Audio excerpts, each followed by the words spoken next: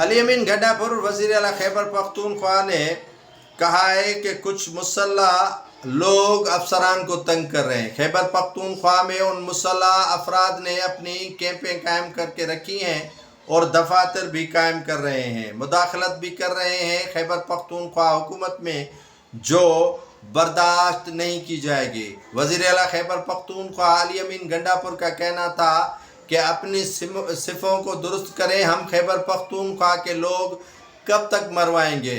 بلوچستان کے حالات ٹھیک نہ ہوئے، خیبر پختونخوا کے حالات بھی ٹھیک نہیں ہو رہے۔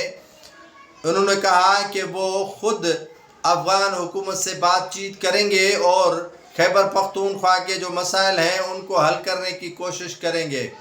علی امین گنڈاپور کے لیے خواجہ آصف کا کہنا ہے کہ وہ پاکستان میں نفرت کی سیاست کو جنم دے رہے ہیں اور پاکستان کے اندر نفرت کی سیاست اتنی بڑھا دی ہے کہ پاکستان میں عوام ایک دوسرے کے دست و گریباں ہیں۔